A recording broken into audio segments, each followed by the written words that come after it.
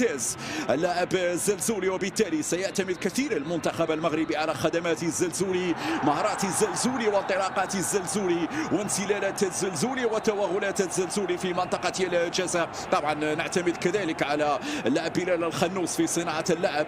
بلال الخنوس عنده الكرة الآن، التمريرة، لكن بعد ذلك تتحول مباشرة إلى جانبية في هذه اللحظات لعناصر المنتخب المغربي. تلعب هذه الجانبية بسرعة. بلال الخنوس يعيد للخلف. مهدي بوكامير، الاستحواذ ظاهر على المنتخب المغربي أمام تراجع العناصر الغانية. هي شاهدت المنتخب المغربي وشاهدت الأسماء خاصة في الجولة الثانية، وبالتالي تعرف قيمة النخبة المغربية وأهم نقاط قوة النخبة المغربية. الجهة اليسرى مع الزلزولي الآن. الزلزولي حول المرور. الزلزولي يتحصل على ركنية، أول ركنية لفائدة المنتخب المغربي في هذه اللحظات. من يتقدم الزلزولي وربما يقترب منه بلال الخنوس. صباري استلم هذه الكرة. عندك بلال الخنوس. الزلزولي ممتاز. هذه الزلزولي العرضية،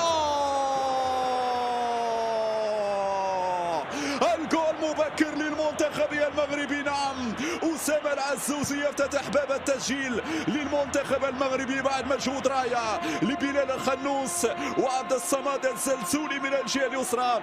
الزلزولي ومن رفع الكرة هو من هيأ للعزوزي. يتمكن بعد ذلك من التسجيل 1-0 في توقيت ممتاز بالنسبة للمنتخب المغربي. أول مرة أساسي رسمي في تشكيلة عصام الشرعي. شوف المجهود الرائع لعبد الصمد. الزلزولي هيأ الكرة بهذا الشكل، يرفع رائعة، يرفع بشكل رائع. بعد ذلك أمير ريتشاردسون، هل لمسها أسامة العزوزي، لكن رائع ريتشاردسون. شوف ريتشاردسون بلمسة اللاعبين الكبار يضع في المرمى. لم يلمسها العزوزي. هذه الإعادة لم يلمسها. نعم، لم يلمسها العزوزي، وبالتالي الكرة تمشي للأمام. استلام عن طريق اللاعب الصباري. يتقدم هنا محاولة المرور، اللمسة جميلة.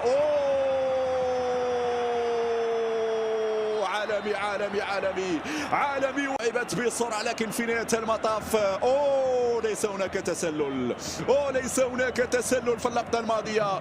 في اعتقادي ليس هناك تسلل في اللقطة الماضية. سنرى التأكيد من الحكم الجابوني باتريس ميبيامي، وسننتظر التأكيد كذلك من الفار. هذه الإعادة مرة أخرى. يا سلام على التناغم، يا سلام على الانسجام، يا سلام على اللمسات، يا سلام على إبداعك يا الصباري. حطها في الشباك بطريقة مميزة، بطريقة اللاعبين الكبار. هكذا رفعها، هكذا سجل الثاني، ولكن الحكم يقول فيها وضعية تسلل. أتمنى أن نشاهد إعادة مرة أخرى، ولو أن اللقطة وحيدة نعم أظهرت بأن اللاعب الصباري لم يكن في وضعية التسلل. عموما الفار مرة أخرى يتدخل ليتأكد من اللقطة. الحكم في هذه اللحظات نعم الحكم يقر بمشروعية الهدف.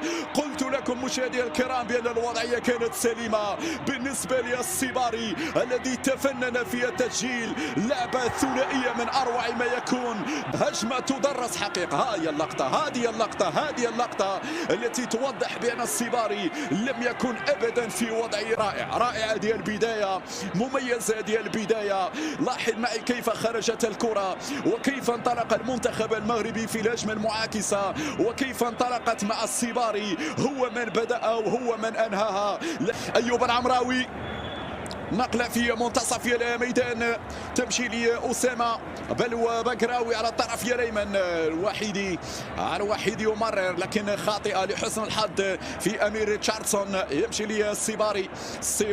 طريقة مميزة في الاحتفاظ بالكرة. شوف كيف خرج من وسط لاعبين وكيف هيأ الكرة للاعب أسامة العزوزي. ذلك هنا مجهودات رائعة ومضاعفة من الصباري. تمشي الكرة لمهدي بوكامير.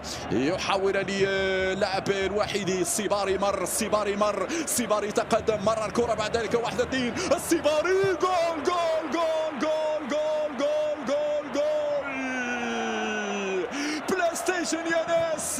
بلاي ستيشن يا ناس. تيكي تاكا هنا مغربية باللمسة الواحدة يمتع، يتفنن صوت الأطلس والكل يتفاعل مع هذا الهدف الرائع. هدف على طريقة الكبار، هدف فيه الكثير من الإبداع، هدف فيه الكثير من الفنيات، هدف فيه الكثير من الدروس يا أسود.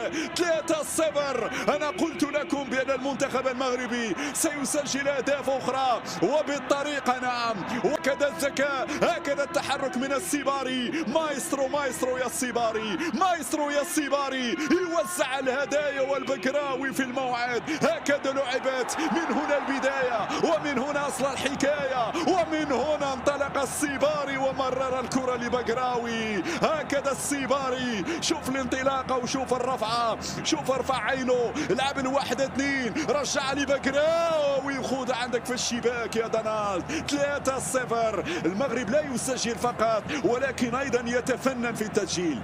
لقب الأول الغابون، لقب الثاني نيجيريا، انطلاقة مغربية. السيباري يتقدم، السيباري يمر، السيباري يمر، ممكن الرابع، ممكن الرابع، والرابع جول جول جول جول جول. الزلزولي تابعها، الزلزولي أكملها بعد الأولى من السيباري. الزلزولي في الوضعية المناسبة. نعم، جاءت اللحظة التي يظهر فيها الزلزولي، جاءت الدقيقة التي يسجل فيها الزلزولي.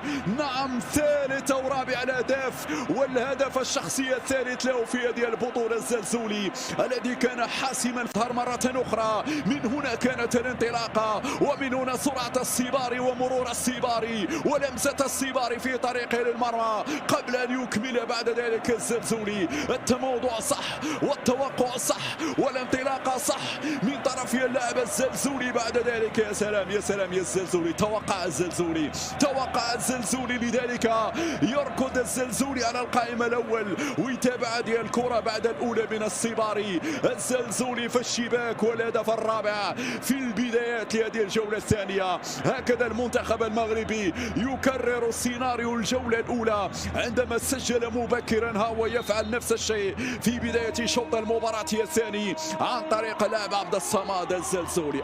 بالراس هذه الكرة لمن حاول فيها اللعب بوشواري تمشي للجهة اليسرى، كان في خطأ من جديد. الحكم الغابوني باتريس ميبيامي يشير إلى وجود مخالفة، سقوط اللاعب يبوا. هذا من الأسماء التي تنشط في الدوري الروماني تحديدا مع نادي كلوش. هنا ضربة حرة لعناصر المنتخب الغاني. إذا نواما هو من يستعد، عندنا نواما وفطاو. نواما هو من سيسدد، نواما هو من سيسدد هذه الكرة. نواما يتقدم، نواما ممتاز يا علاء، ممتاز هذا التصدي يا علاء يا بالعروش. ابرز ما شاهدنا في هذا التصدي الرائع. شوف الاعاده كان في اتجاه المرمى، اوه كانت خطيره، لكن تصدي يحسب لعلاء بالعروش الذي يبعد الكره للركنيه، تلعب هذه الركنيه، لكن الدفاع يتدخل من جديد. لحظات الان يضغط فيها عناصر المنتخب الغاني. الزلزولي هرب، الزلزولي هرب، الزلزولي انطلق، مرر الكره بعد ذلك، والخامس ممكن، الخامس